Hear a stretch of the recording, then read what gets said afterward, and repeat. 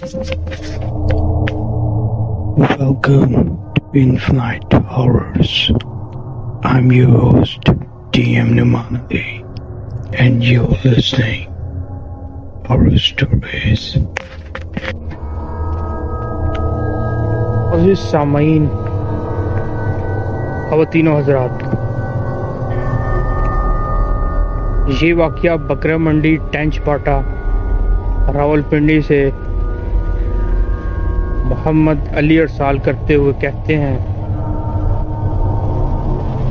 कि इन दिनों मैं नौकरी ना होने की वजह से बहुत ज़्यादा अपसेट रहता था। कभी अपने मोहल्ले में किसी शख्स के पास बैठ वक्त गुजारता और कभी कहीं और कभी कहीं। इसी तरह फिरते फिराते हमारे घर के सामने एक नया कबाड़ खाना खुला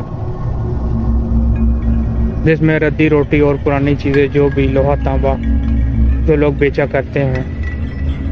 तो वहाँ राशिद नामी एक आदमी जिसने ये कबाड़ खाना खोला था, उससे मेरी बहुत अच्छी अलैक सलैक हो गई। मैं बताता चलूँ कि मैं मुसलमान हूँ, जैसे मेरे नाम से ही जाहिर है, जबकि वो शख्स राशिद मसीह था। जी हाँ, वो क्रिश्चियन था और अक्सर वो मुझे परेशान देकर कहता था कि मैं गोरा कब्रिस्तान और रोमी पार्क के करीब एक जगह है जहाँ पे क्रिश्चियन कॉलोनियाँ वाक़या हैं। वो बताते हैं कि मैं एक ऐसे शख्स को जानता हूँ, ये राशिद मसीह उनसे कहते हैं कि जो तुम्हारी परेशानियों का हल निकाल सकता है।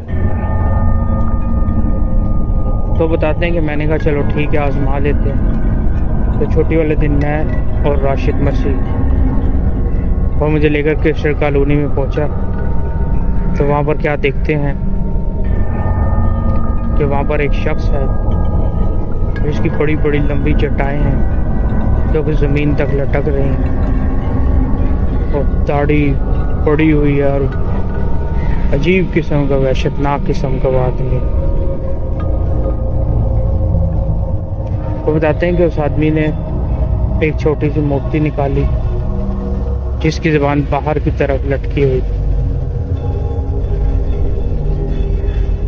तो वो शख्स मुझे कहता है कि मैं तेरे हाथ पे छोटा सा टक लगाऊंगा,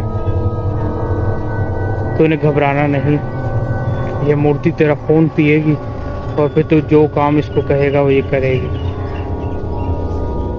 बस को बलि चढ़ाने के लिए 10,000 रुपये का इंतज़ाम करना है। वो बताते हैं कि मैं अपने जहन में इस तमाम चीज़ों को बकवासियात समझते हुए कि ये शख्स क्या कह रहा है, क्योंकि मैं तो मुसलमान हूँ, मेरा इस चीज़ पे बिलीव नहीं था।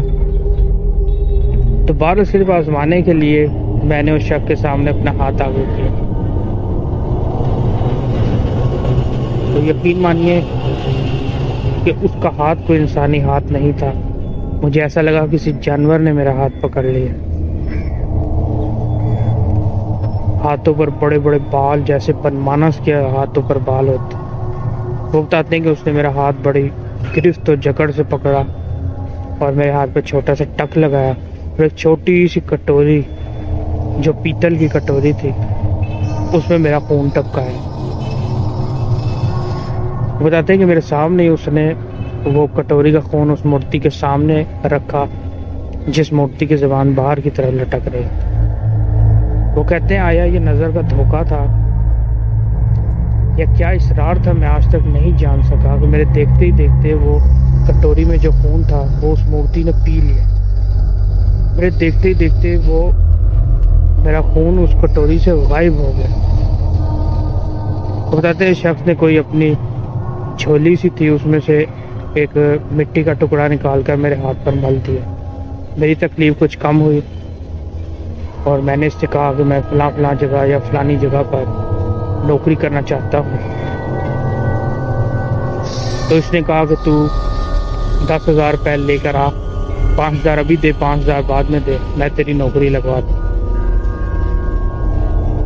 मैं तो ख़वातीन हज़रात कोई काम ही नहीं करता था, तो मेरे बिहाफ पर 5,000 रुपये राशिद मसीह ने अदा की और हम लोग वहाँ से आ गए।